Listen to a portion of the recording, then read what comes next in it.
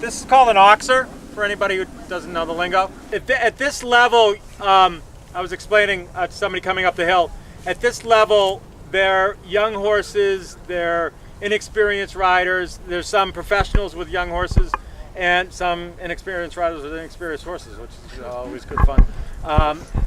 And it's my responsibility as a designer to balance them the best I can, to get them to a jump, especially a jump like this,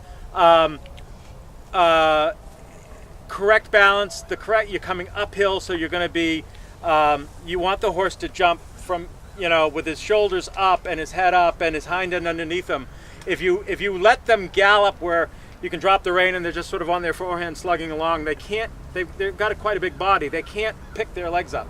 So it's my responsibility at this level to balance for the horses. As you go to the intermediate and the advanced level, they're expected to do it for the horse.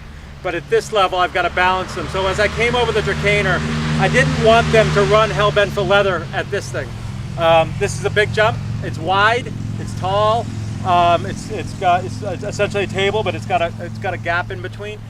So I don't want them running, as fast as I can at this, knowing that time is of the essence. So I put a little serpentine in to balance them and slow them up. And believe it or not, just running past that beginner novice jump will make a lot of horses slow up and look at it, say, am I supposed to jump over this jump? And some riders like that, some riders don't. But I use it as a tool to get them to slow up a little bit.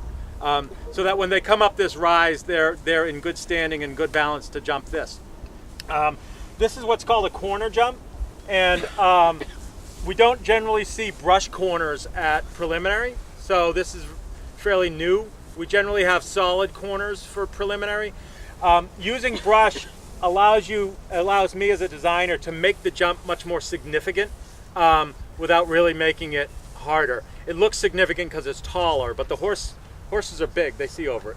They're okay with it. But it makes the jump bigger, again, with that concept that you want to have the horse attack the jump, be forward, and you're not going to trot that. If you break to a trot, you're in trouble. You're going to run out. And a corner is designed. It's a big pie wedge. You'll see when we walk past it, and it's made for horses to run by it, so that if you're wrong, it's all going to go wrong. But you're not going to fall over the jump. You're going to run by it. Essentially, is the goal. Not that you can't fall off of it, but you want them to glance off of it. This is a bit of a tricky question for prelim, being that it's a brush corner. You got a big wide table and you've got a related 5 strides. When you're dealing with combinations that are close together, we talk in strides, not actual feet in distance. And I expect them to ride this on 5 strides. You'll see some people hang out and get 6. The goal of a lot of riders is to go what I call cheating a quarter, which means jumping this corner from right to left, so that you jump towards the white flag to better your chances of getting over it. All that does is rob you of proper training, and it will hurt you in the future when you go to another event that doesn't let you cheat the corner.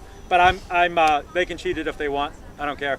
But it's still a pretty impressive question, and they've got to realize that they've run all the way here. They've got a lot of horse by this point. I've given them a lot of chances to get confident. So they're going to soar over this coming over, especially since I balanced them. They're going to soar over this, and they might get down there in 4.5. So they're going to need to know and think about it. The slope of the ground, just like when you're walking downhill, your stride lengthens. So their stride will lengthen. And so they need to know that. So it's a bit of a tricky question. This is A-B, and training does the same thing, but obviously there's quite a bit more distance between them. The green B will move away on Saturday night. So it looks like the next B is in the way, and you're right, it is in the way. But it'll move on Saturday night. So that's the same question, but you can see there's a progression. Expecting to jump a big jump coming up the hill, but you've got a lot of distance down to B, or you're on more of a related step.